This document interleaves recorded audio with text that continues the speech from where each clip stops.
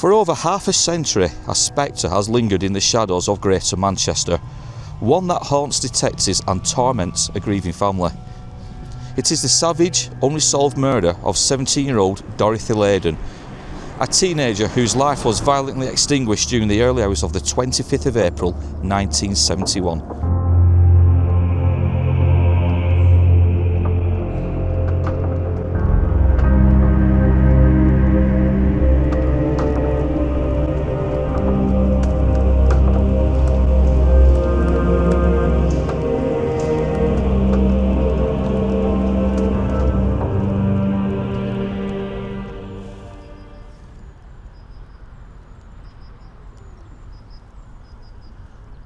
It was on this Saturday evening, the 24th of April 1971, when Dorothy had been with a group of friends at a place known as the Golden Garter.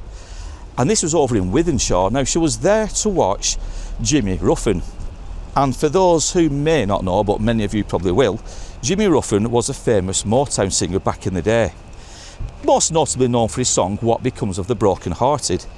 But it was at the Golden Garter where they spent that evening. Now, she was extremely excited, was Dorothy, because Jimmy himself threw his towel, the one he'd used to mop the sweat from his brow. He threw that into the crowd and Dorothy caught it. Now, armed with that prize collection, she made her way, well, she thought she was going to make her way towards her home. She got into a taxi with her group of friends, but she vacated that taxi somewhere close to Piccadilly Gardens. She got out of the taxi telling her friends that she was going to make the walk home just to save on a few pounds, a few pennies. Unfortunately, that would become a fatal mistake on Dorothy's behalf, as we are about to find out. But it was somewhere from leaving the taxi and her friends behind to making that walk along Rochdale Road and towards the Spread Eagle pub, that is where she would encounter something truly horrific.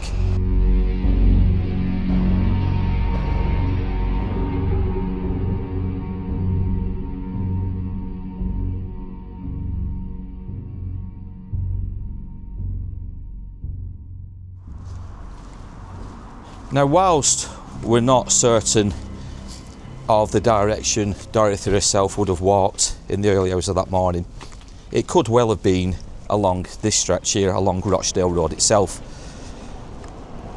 But it was as she got closer to Lima Street, and obviously just opposite where the Spread Eagle pub was, it's around here she may well have encountered hostilities, obviously with the person responsible for her death. Again, we will never know.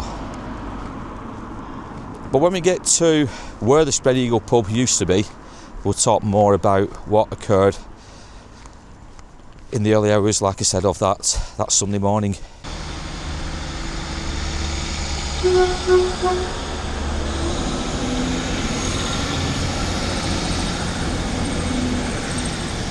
It was during the early hours of the 25th of April 1971 when the lifeless body of Dorothy would be discovered just opposite where we are right now. And it was behind the former Spread Eagle pub. The pub is no longer there, it was demolished many years ago. And I think it was the Collyhurst police station that was built in its place, which itself has since been demolished. But it was just to our right on this side where that location is. But like I said, we'll try and get a little bit closer to it if we can and show you guys exactly where the body of Dorothy will be discovered. Now, we believe the Spread Eagle pub used to be round about there in that direction.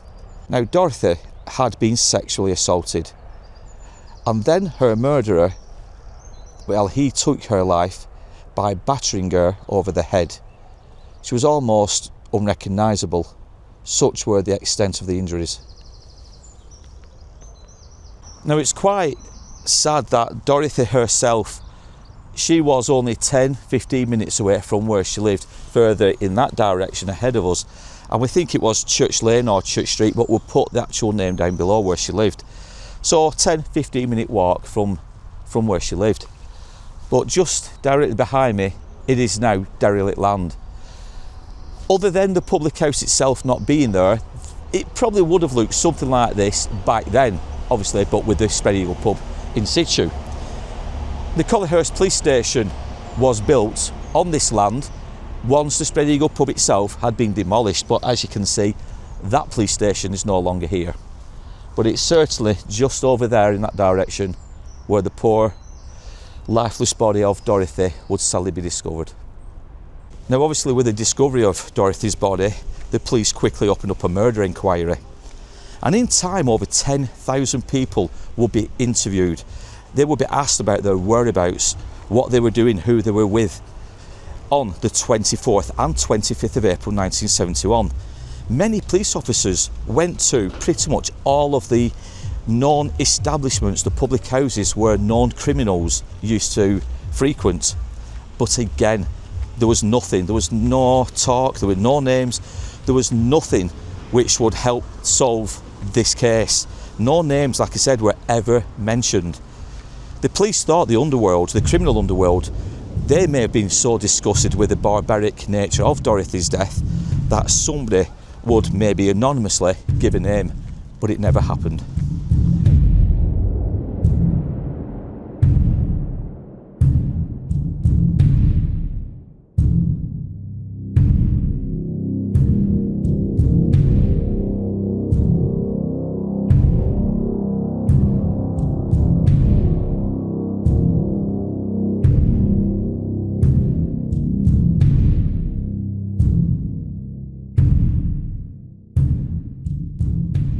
Now what makes this case all the more intriguing is that in 1976 a man by the name of Trevor Hardy, he will be arrested and sentenced for life for the murder of 3 young girls. And we have covered the story of the Beast of Manchester, aka Trevor Hardy ourselves, and we'll put links to that video down below. Now Trevor Hardy, it wouldn't be obviously for many years after the murder of Dorothy before his name would become kind of linked with the murder of Dorothy, simply because at least one of the crimes that Trevor committed and how he brutally murdered a lady by the name of Wanda Scala, or Wanda Scala, I think it's pronounced Vanda or Vanda, but she was murdered, she was found brutally battered, again on some wasteland, just similar to what or how Dorothy was discovered here back in 1971. Now obviously Trevor himself, his name wouldn't come to the fore until many years later, like I said, and that was after DNA profiling had become used for the first time in 1986, and that was with the murderer Colin Pitchfork. Now the police found bodily fluids either on the clothing or on poor Dorothy herself. And these samples, they were taken for evidence, obviously at the time of the murder. But it was many years later when, like I said, the name Trevor Hardy would become linked with this crime.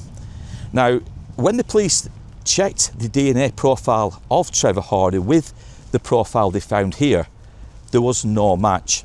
Not only that, Trevor himself also had an alibi, and that was his mother. His mother said she had been with him on the night or the weekend of the murder that took place here.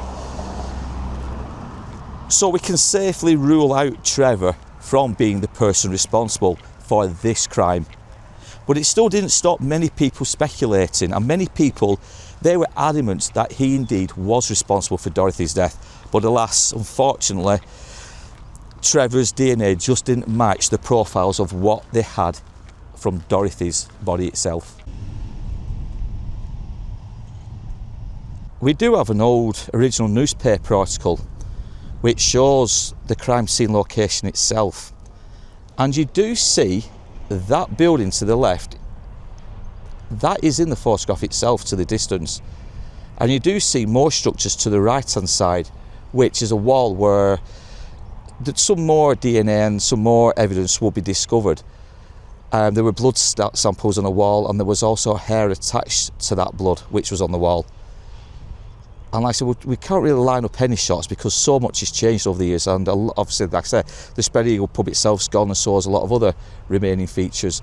that was there at the time, but you can certainly see them block of flats and, like I say, some other crime scene locations itself.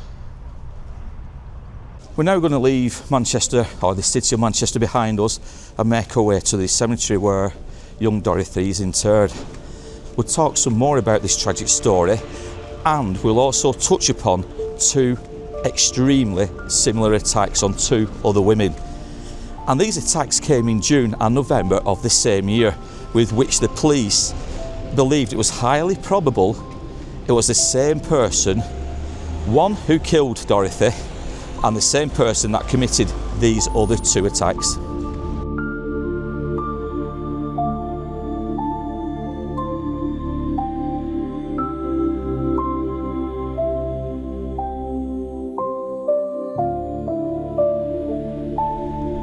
On the morning of the attack on Dorothy, Mr. Patrick VC, licensee of the Spread Eagle Hotel, he would later say that he heard a scream at around 2:55 AM.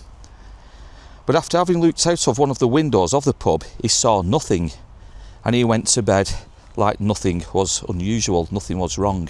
It was Detective Chief Inspector Charles Abraham who would come out and talk to the press, the reporters, about the injuries and about the way in which Dorothy's body was discovered. And as we touched upon further back in Manchester, he would tell them of finding samples of hair stuck to one of the walls close to where Dorothy's body was laying. He would also tell of how Dorothy's body itself was laying on her back.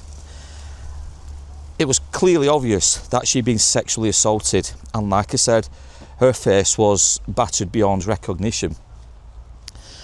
But it was also the contents of the bag, the handbag that she was carrying. It seems like the attacker had rifled through the bag and he had emptied pretty much most of the contents out. And as for the towel that she gleefully caught when she was at the Golden Garter and watching Jimmy Ruffin, this towel was located around 30 yards away from where Dorothy's body was laying. Now we have to fast forward to 2008, but we are going to go back to 1971 shortly. But in 2008, Dorothy's family, they got in touch with the Greater Manchester Police, begging them to look into the cold case and the murder of their loved one, Dorothy Leyden. And this desperation and this plea, it would breathe new life into a cold case, well, that had simply gathered dust. It was the head of the Greater Manchester Police's cold case department that would take this personally, and he would vow to bring Dorothy's culprit to justice. His name was, or is, Martin Bottomley. And like I said, he was the head of the cold case unit. Now he would come across the DNA, a DNA profile of what many believe to be Dorothy's killer. This DNA profile, like I said, it was, well, they tried to pair it with that of Trevor Hardy, the Beast of Manchester. But unfortunately, those two profiles never matched. The DNAs were completely different. However, the police certainly had a DNA profile, and like I said, more than likely from that of Dorothy's murderer. It is here in Droylsden Cemetery where the body of Dorothy Leyden is interred. And again, it's another tragic, horrific tale of how a young girl's life was cruelly taken from her at the hands, as of yet, of an unknown assailant. But it is just here to our left where the headstone and Dorothy is now laying.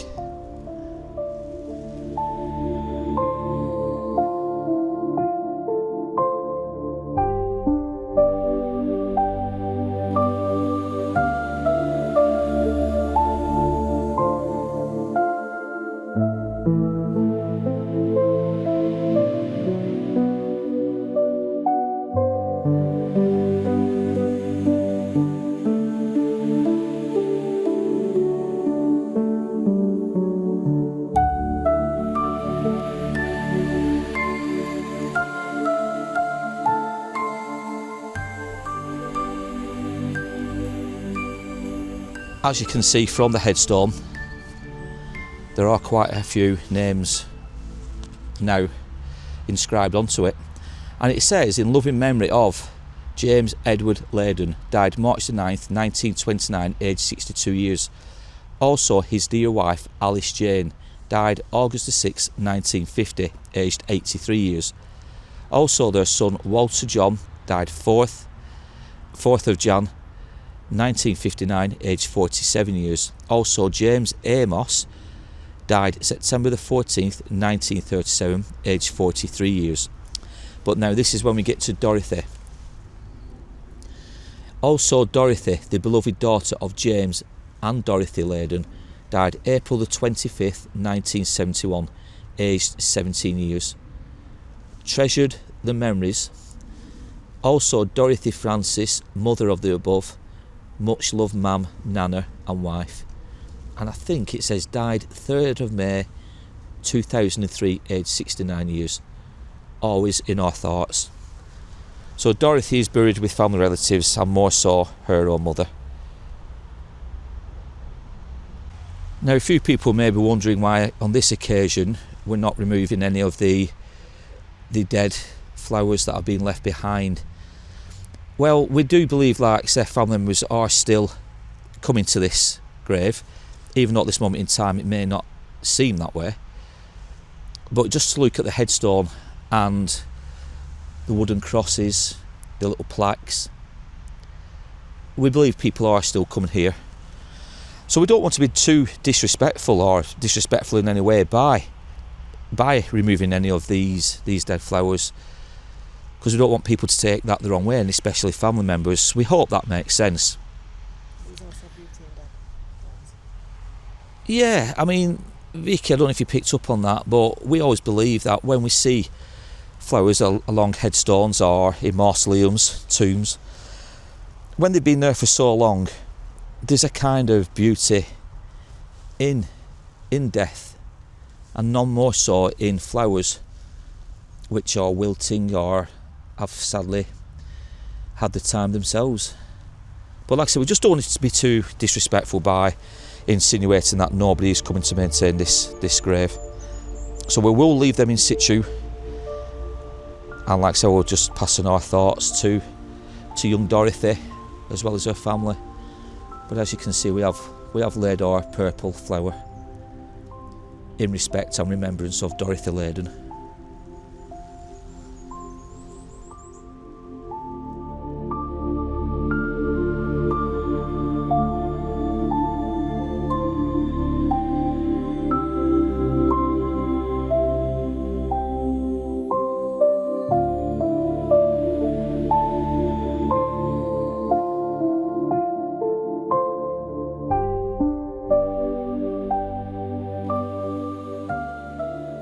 It was following an episode on Crime Watch in 2016 and a television appeal that detectives received 2 potential names. However, there was still no arrest, no closure, just silence for the Leyden family. And Dorothy's sister, Pat Atkinson, she, on that Crime Watch show, she would vividly recall the moments their world crumbled, the family's world crumbled. I remember the police coming to the front door. I just went out playing, and when I came home, my mum called me into the living room. I think she told us all one at a time, and just told me that Dorothy had been beaten and she died. Now in June of that same year, not quite 2 months after the death of Dorothy, but close to 2 months later, like I said, in June, a young 22-year-old lady, she was attacked only yards away from where Dorothy herself was brutally murdered. She would later go on to tell the police that her attacker was of a Mexican appearance. He had a moustache, he was young, but more interestingly, or bizarrely, whichever way you want to look at it, he smelt of petrol. There was a high, strong scent of petrol. Now this would lead the police to believe that her attacker may well have been somebody who worked in a garage, he may have been a tanker driver, or there may have been a problem with a car, or a car that he may have been driving and that petrol may have been leaking, but he most certainly stank of petrol. Unfortunately, this lead went nowhere. But then, in November that same year, 1971, another attack took place on a lady called Eva Copeland. The attacks were horrendous. Both women, they were attacked seemingly from behind. They were threatened with a knife, and they were beaten around the head with a brick. Now, this would lead the police to believe that the attacker of these two young women was the one and same person. But they also believed that this perpetrator, this attacker, may well have been responsible for the murder of Dorothy Leyden. Now, descriptions were placed into newspapers. They were left on bulletin boards, posters of this perpetrator, this attacker. But despite the searches, the investigations into these two attacks, neither the attacker or attackers of both these young women was ever found or ever discovered. So the police still to this day do not know who the murderer of Dorothy Leyden was. There was still no clues, nothing at all to point the finger that these two attackers on these two women was the same person who could have killed Dorothy Leyden. Now, decades have obviously passed, buildings have fallen and been rebuilt, and the skyline of Manchester has changed dramatically ever since the death of Dorothy Leyden back on the 25th of April 1971. So much has changed. The Spread Eagle pub itself's gone. The old police headquarters that was built on that same land has also gone, and it is now just a derelict piece of property. But this crime, the murder of Dorothy Leyden and the two attacks on the other two ladies, still remains unsolved to this very day. Like I said, people still whisper in dark corners of how Trevor Harder was more than likely capable of this crime. Yes, he was capable, but as DNA would later prove, he wasn't the person who took the life of Dorothy Leyden. But like I said, the family members, descendants, ancestors, they've had a terrible, terrible time. And it is well over half a century since this attack took place. And it's one, like I said, it still remains unsolved. So if there is anybody out there that may know something, they may have an inkling, they may have a name that they were too scared to mention, come forward, do it anonymously, as I've mentioned in many other videos of this kind. Do it anonymously, make that call to the Greater Manchester Police and help the Leyden family, help them have some form of closure. Because like I said, it's been far too long. It is somewhat of a cold case. We know the police are still looking into the events, what happened all those years ago. And hopefully this time something may be uncovered which would lead to the arrest and conviction, all being well, of Dorothy Leyden's murderer. It's just always there in the back of your mind. You always think about it. Always. It never goes away. I feel sick, really, knowing that they're still out there. I just don't understand why nobody's been found. She's never went on a holiday abroad. She's never had a mobile phone. She's not had children. She's not seen our children, our grandchildren, you know, my sisters and brothers, and nephews and nieces. She's just missed out on so much.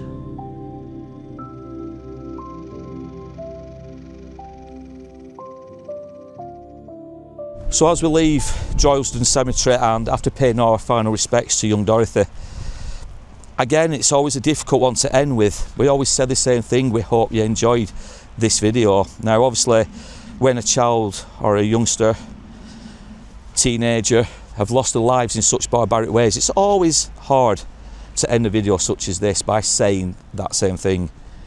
But if you do enjoy this kind of content, please don't forget to subscribe to the channel. We do try to bring a video out each and every Monday evening at 7:05 UK time. If you know this horrific story, comment down below. Tell us what you have heard, who you believe may have been responsible, even if you have a name which we've not even mentioned. We've only mentioned Trevor Hardy in this story. But comment down below, tell us your thoughts. were you related to Dorothy's family? Do you have any information that we have missed out? Again, it would be interesting to know your thoughts. But in the meantime, like I say guys, we are going to leave Droylsden Cemetery behind. We do hope you have enjoyed the story for the content that it is. If you can subscribe, if you can share the video, and if you can give us a big thumbs up, because it does help the algorithm, it does help the channel grow, and we really do appreciate, as always, the support you guys give us each and every week with every video we release. But in the meantime, we want you to take care, look after yourselves, and we will be back soon with more tales from our dark but at times glorious past. Always remember to stay safe but stay curious.